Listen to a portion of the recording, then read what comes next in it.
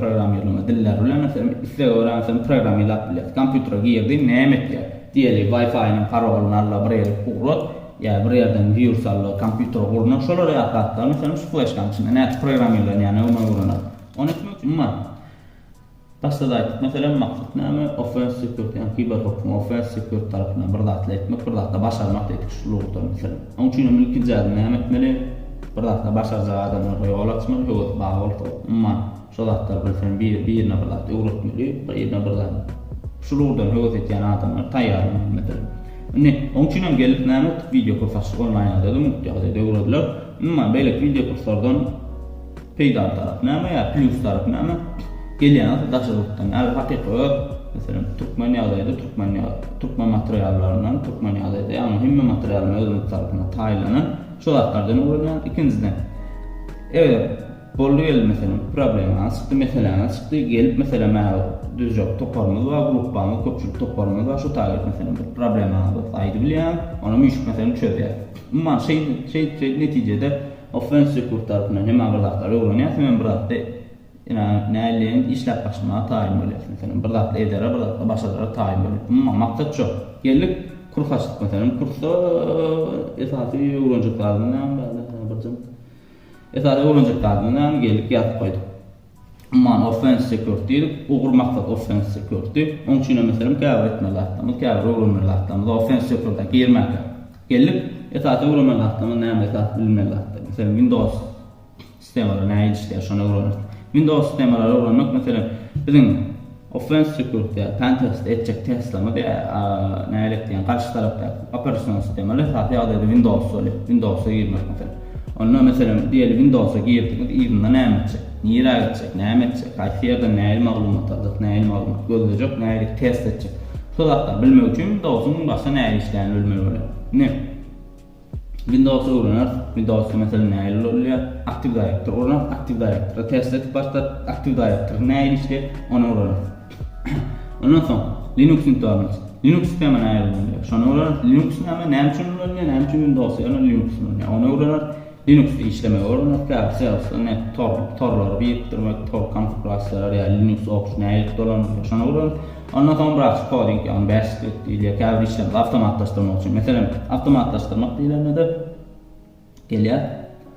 Käbir işler mesela dowam ýa-da gaýtalanýan işler bolýar. Mesela şu knopka bas, o taýdan o maglumat alla bir ýere goýup, şolar ýa maglumatda bolýar. O maglumatlar olar ýa işlerem gaýtadan mesela her gerek ilmi bilen manuel ýa-da etip durmany bir awtomatlaşdyrgan skript ýa-da hem işimi deňleşdirýär, hem gaýtalanýan tärsler awtomat ýa-da dolanmak üçin wagt berer, wagt ekonomik. Ondan soň networking öwrenýär. Esas mesela tor näme işleýär? Tor dolanýan terminler, ondan soň käbir protokollar öwrenýär. Ondan soň mesela opşulatlar öwrenýänden soň birinjiden zatla giňişlerini hemmesini ona katmana tutup geçirler. Giňişlerini öwrenýär. Täbärde mesela metat maktuplarda sistem administrator ýa-da nälik diýen şolardan işlejek ýa şolardan zatla başarjak adam taýinlatda maksat offensive security. Şonuň üçin offensive security gerek bolajak ýerlerini öwrenýär. Ondan soň offensive security girmäge taýinlanýar mesela. O taýda mesela esas zat näme? Offensive security mesela öwrenjek esas zatlar, offensive mindset diýär.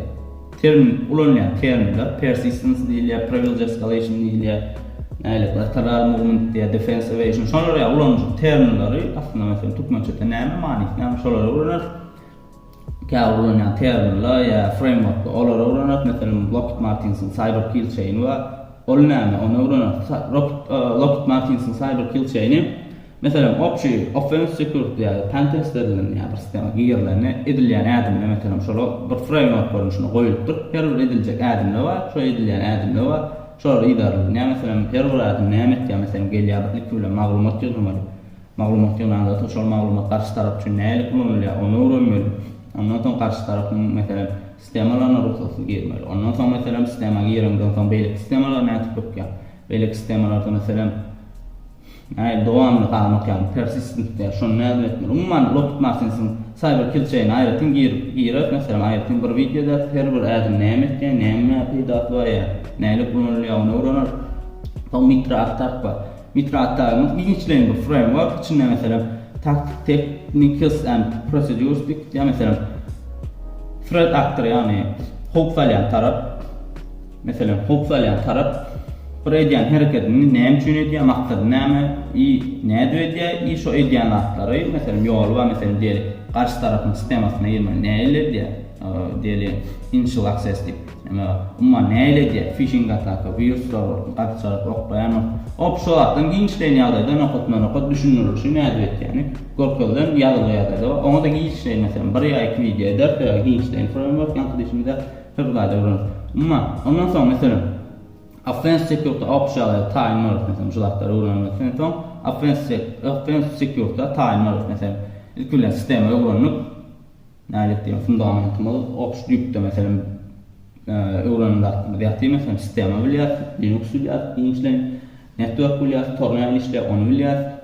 kıysa ya branch programlama bilyat ondan sonra mesela offense security näme option düşünceler näme onu bilyat ondan sonra offense security practice yani tecrübe tarafları uğranmaya tayar oluyor. Ondan sonra network and system pen testing var. Network and system pen testing de ondan geliyor. Bu offense security'nin birinci etabı network ve system pen testing. Onun aylık geçilen yaklaşımı Lockheed Martin Cyber chain'ine geliyor mesela maglumat nälik makbul, nälik usullar var, nälik programlar ya tool'lar kullanılıyor. Ondan sonra network infiltration yani gaining access mesela karşı tarafın toruna nälik giriyor. Ondan sonra karşı tarafın toruna girdin, doğan şu torda mesela nälik gizlen torda nälik persistence üçün ediliyor. Onu uğranır. Ondan sonra geliyor mesela web pen testing uğranır. Onu da o az top tema option web'de çıkan kemçilikler option nälik diye çıkan kemçilikler baklı option kategoriya çıkıptır. Hopeful taraftan çıkan kemçilikler baklı bir 10 kategoriya ayrılır. Olan kategoriya boyunca derecelenir. Hayfin köp takılan hayfin köp option 10 tane cemlenir. Şolarda mesela her birinin üstünde durup geçer. Näyle oluyor, näyle tecrübede öğrenir. İyi öğrenir, tool'larını öğrenir. Ondan sonra ilk bilen web fundamental'larını öğrenir. Web näyle işte browser'a yazdığında mesela şu an ben nerede mirona.com'da şu browser'a yazdığında enter bastığında size website açılır. Aslında anlattılar nemeler olup geçecek. Şu dakikler olur. O dakikler bilmiyorum. Bir daha dövmek için, bir daha yıkmak için esas şu dakikler mesela aslında nälik işleyen ve oluşuk tarafını tapmak. Şunun için web fundamental'larını öğrenir. Ondan sonra hem öğrenilen lab'da, CTF'larda mesela praktik tecrübe tarafta mesela nälik kullanılışını real world değil ya da tecrübede nälik edilişini öğrenir. Saat mesela öğrenilenlerimiz o yazımda var. Ondan sonra ilk bilen asıl offense security kursumuz değil. İlk bilen mesela offense security hüviyetlerine bağlı olsa ilk bilen offense security hüviyetlerine bağlı olsa şolar offense security nämedigini näyle edilýänini offense security'den bıraksamak, taýýarlamak asıl kursumuz bolýar. Bu kursda mesela esas öwrenärsiniz offense security näme işle, näle edilýär, gysgaça ýagdaýda mesela ýa-da programmalar ýa ulanýan näle diýen önünden näle işleşini öwrenär, näle edilişini öwrenär. Bundan sonra yeni hüviyet bildirýärler. Bagolda esas men mesela şu an üstünde iş geçirip oturuyorum mesela üstünde işleyen, gıdıklanyan malware and system internals. Mesela açık yukarı derece qalar. Mesela berde şu kurs dowamlılığına, şu kursdan bir dakika öğrenir ve sanmak bilen mesela hemen yani öğredilen adam, barını öğrenen adamlar gelip şu täze aşağı kursdan mesela olan platformada koyulur ya koyulmaz ol belli değil. Aşağı kursumuzda gençlerin mesela kullanılan, berde kullanılan hem programlarımız ya virüsler olsun, programlar olsun ön bir tarafından yazılan ondan şöyle yazılan programları kullanmak mesela virüsler kullanmak, diğerleri kullanmak, şirketler kullanmak antivirüslere bir tarafından yazılan ve bilinen olan için antivirüslere ya da yani hukuk önlemlerine tutuluyor. Mesela diğer virüsler anlattıklarla test ettik, antivirüslere tutuluyor. Yani bir tarafından yazılan bu hem kişi açık yağdayda koyulan şolar bilen umman şon ýaly programlar we viruslar we şolar näme kullanmalygyny öwrenýän bärde.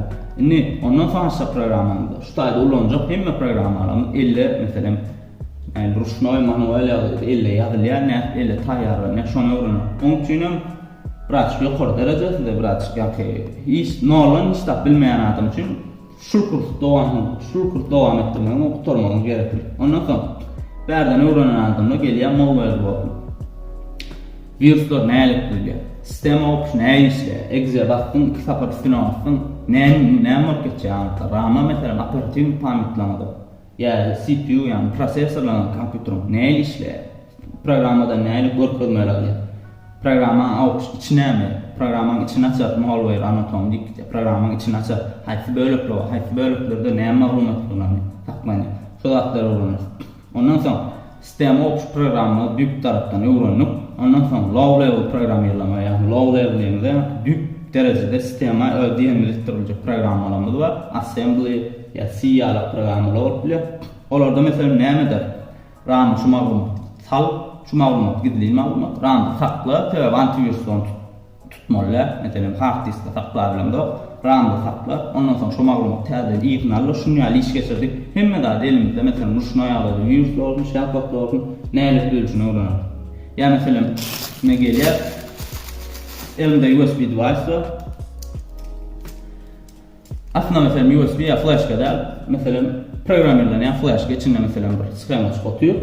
Şunun için mesela üstleni elde edebilir. C ya C++ yani büyük derecede programlama mesela low level programlama diller bile mesela üstleni öğren mesela programlama bile. Kompütere girdi näme etdi? Diyelim Wi-Fi'nin parollarla bir yere kurup ya bir yerden virüs alır, kompüter kurulur. Şolara yapatlar mesela şu flash kançın net programlama yani onu öğrenir. Onun için näme yapdysym ya low level programlama bilmeli gel. Şu akıllı high level olan yani JavaScript yaparsın ve orada bilinmeyen ama modlar önemli.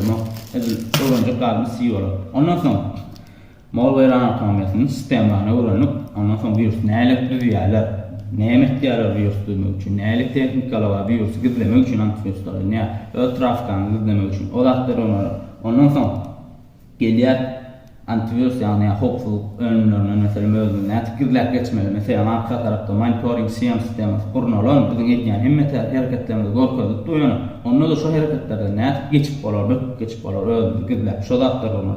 Malware analizi olur. Elime virüs, kompüterime virüs nälik analiz etmek. Aslında virüs näme etken eken.